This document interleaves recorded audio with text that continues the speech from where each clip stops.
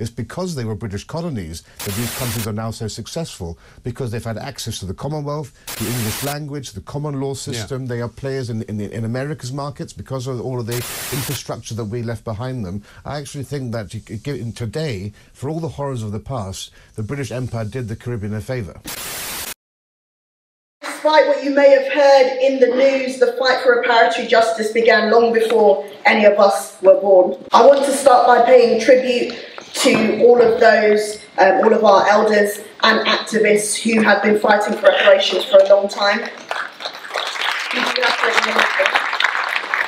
A colonial power, an imperial power, dealing with the barbarism that goes with empire, and treating people around the world who were not white European in the way that you did.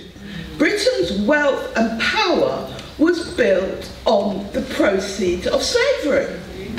But they don't want to acknowledge that. But we are going to make them acknowledge that.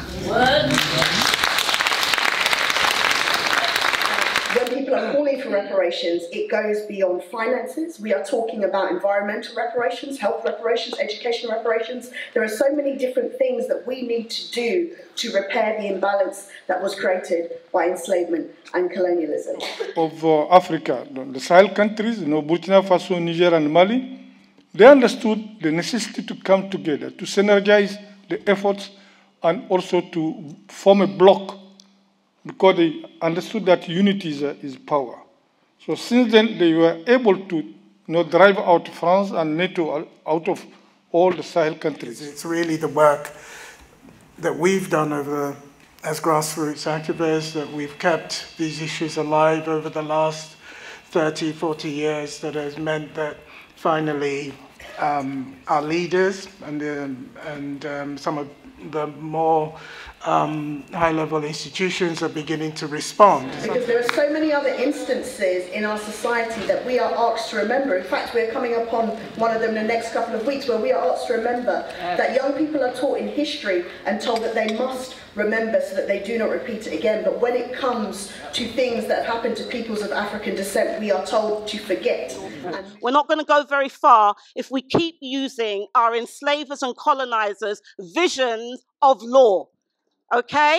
We have to restore our people's law as African people. And the two systems are there, already in operation.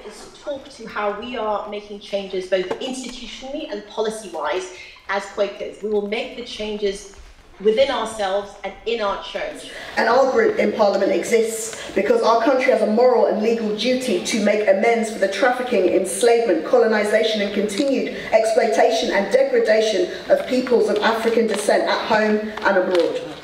We have to contend with state capture, movement capture and elite capture. Okay? And I'm saying this because many of our forebears died and were assassinated for this cause. That fixing should be moral, it should be legal, it should be political and socio-cultural.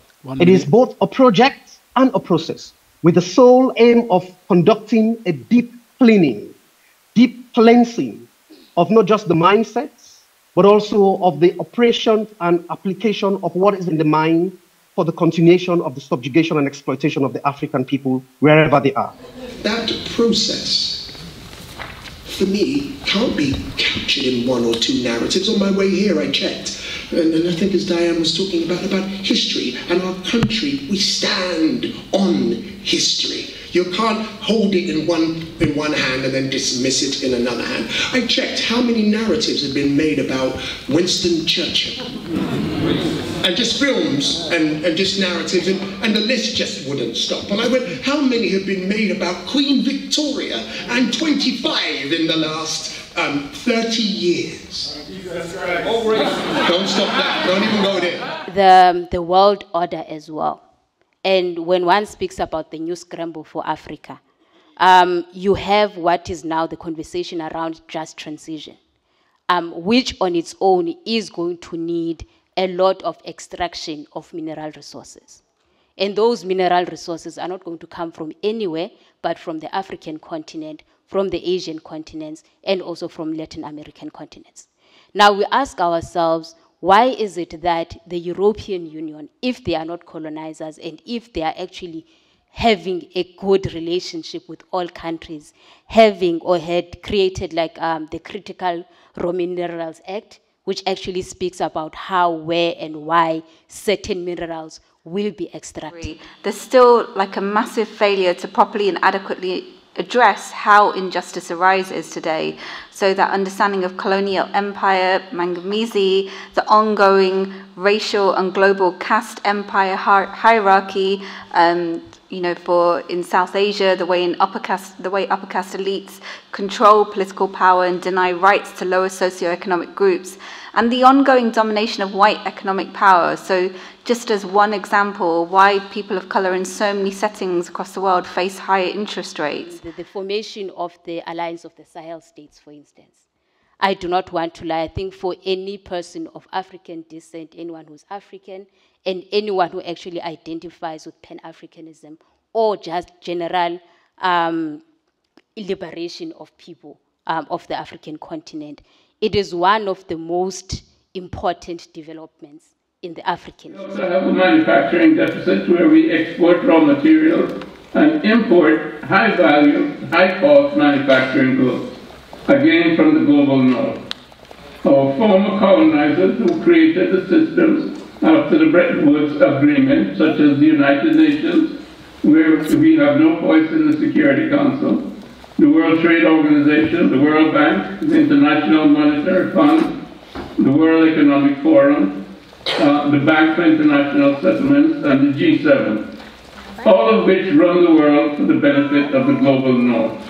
Plunder, brutal exploitation, dispossession, and the drawing of artificial borders, and most importantly, the formalization of the division, invasion, and occupation of the continent of Africa that persists until today. So we will meet in Berlin to discuss not only the legacy of the Berlin Conference, but also ways forward with planned repairs. It is a recovery of self, a recovery of our memory, a recovery of our culture. But we need to also identify what that culture is and what it looks like in terms of us embarking into the future together. These 10 disappeared. They were expelled from the event of López Obrador in October of forgiveness to the Yaqui people, no? So if you have like a serial killer that is asking forgiveness for his victims while he continues to kill people, this is not forgiveness, no? Then this is a senseless thing. This is completely useless. But more than that, it's an insult to the people and to the victims. It's something extremely and profoundly insulting. So when we speak about asking for forgiveness to the colonial powers, what they are still killing us is completely, I'm sorry, but it's completely senseless. Thank you. And we open ourselves up to a challenge to our global claim. Absolutely. So those of us waging this struggle must also study and learn, and we must correct ourselves. We must self-prepare. We have to. Watch the programs that speak to your story. Read the novels that speak to your story. Read the articles that speak to your story. And the algorithm will do the rest. First of all, I want to thank Beryl for all the energy she's put into organizing this. She and her team. I want to thank my dear sister Esther for the leadership that she's given us all these years, and particularly... So thank you to those that have supported us, the Quakers, the Open Society Foundation, Kofi Afrik, Black Sox, Operation Black Vote, Christian Aid and the Society of Black Lawyers, our Secretariat, of course, Afford and Stop the Manganese, and specifically Onya Kachi, Kofi and Sister Esther, and of course, my fantastic team. Thank you very much. We will be providing clips and reports so that we can move forward. Thank you so much for your time, and please have a safe journey home.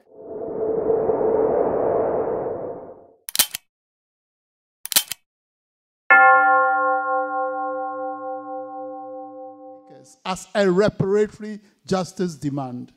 Can you commit yourself to the fact that the last Saturday and Sunday every October, we should have this place for our conference. Free of charge.